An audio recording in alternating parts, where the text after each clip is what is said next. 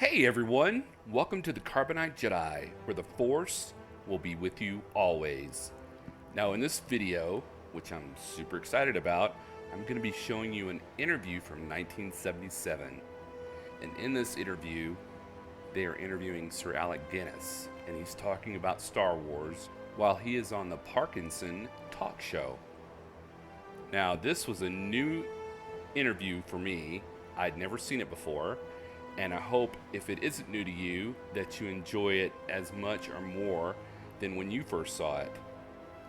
I will follow up with some thoughts on the interview at the end. So sit back, relax, and let's get this video going.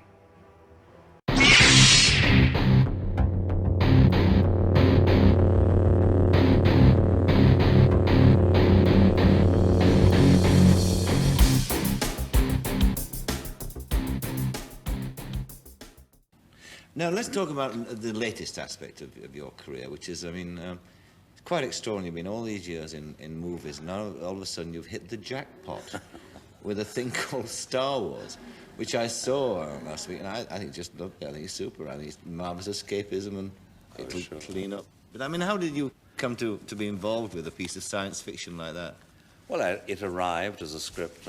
I was just finishing a picture in Hollywood another day to go, and the script arrived on my dressing table, and I heard that it had been delivered by George Lucas, and I thought, well, that's rather impressive, because he's an up-and-coming and very respect-worthy young director, so... And then when I opened it and found it was science fiction, I thought, oh, crumbs, this is simply not for me. And then I started reading, and it seemed to me the dialogue was pretty ropey. But I had to go on turning the page, and that's an essential in any script. You've got to know what happens next, or what's going to be said next. And I went on reading, and I thought, no, I like this. If only we can get some of the dialogue altered. And then I met him, we got on very well, and I found myself doing it, that's all. And it's made more money than any other movie ever made. So I'm told. And you've got yourself part of the action. Ah, well. 2.5%, isn't it? No, not quite that, no. What is it? Sir Alec, how much is it? Well, you want that story. Please. I tried to keep this dark. I don't know where this all sprang from. I think it was the Evening Standard to blame for this. I had a contract. My agent said, I've asked for 2% of whatever, because we didn't think it would make any, I've had a percentage on a film before, and they lose money like mad if I have a percentage. And I said, oh, fine, all right, 2%. And the day before the film opened in San Francisco, George Lucas phoned me and said, he's he's like Alan Bennett, he's very diffident and very shy and quiet, and he has a funny little voice. And he said, I think the movie's kind of going to be all right. And I said, oh, I'm glad, George. And he said, yeah, the press quite like it. I said, good. He said, we're pleased with very grateful for little alterations you suggested, and so we'd like to offer you another 0.5% by making it 2.5%. And I said, oh, that's marvelous, thank you very much. But a matter of a few weeks later, in fact, the day I saw the film, I've just seen it once, the producer, who again is a charming, delightful chap, I said, about this little extra something you were kindly offering, I wonder if we could have something in writing just so that, my agent and so on believes this. And he said, oh, about the 0.25%, yes. No fool there. Yeah. So it's 2.25%. Yeah. Put that right. Yes, sadly. What's the fascination of it to you, do you think? I think a marvelous, healthy innocence. Yes. Great pace, wonderful to look at, full of guts, nothing unpleasant. People go bang, bang, and people fall over and are dead. But, no horrors, no sleazy sex. In fact, actually, no sex at all if it comes to that.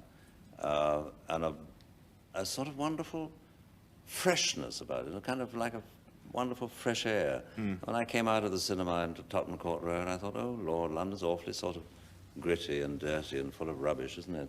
Because this had all been so I think that's invigorating. Absolutely right, actually. One of the few movies I've come out of recently where I really felt happy and uplifted when I came out. I'd enjoyed myself, actually. That's all. I mean, people are going to read too much into it. It's a simple stuff for all ages. Are But they I doing think it's that great now fun. with you because of the kind of, you know, sort Doing of what? reading more into it, the sort of guru figure that you Oh, play? yes, I'm getting some pretty strange letters. Are I you? don't mind telling you. I can imagine, actually. Oh, no, surely, yes. My wife and I have got problems. Would you come over and live with us for a few months? I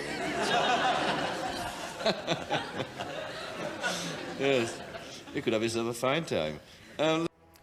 Wow, I love this interview and listening to Sir Alec Guinness talk about contracts, a young George Lucas, and how he couldn't put the script down because it was such a page turner was super fascinating to me.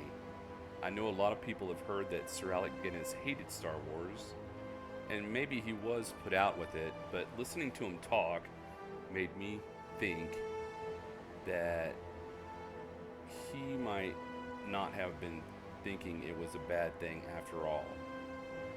Plus, with him making 2.25% from the movie, wow, he was able to live off very well until his death in 2000. I have seriously always admired and respected Sir Alec Guinness, and I would hope that the level of professionalism they're trying to bring to the new movies and TV shows would make him a fan today. All right, everyone, I want to know what you thought about the interview. Have you seen it before, or was this your first time? What was your favorite part? Send me your opinions, thoughts, and ideas of the interview. Start leaving your comments below right now so we can discuss it together. Well, that's it for this video, but I'll be back soon for more Star Wars and other sci-fi movie content. Don't forget to like and subscribe, and until next time, this is the Carbonite Jedi, where the Force will be with you always. Thank you so much for watching.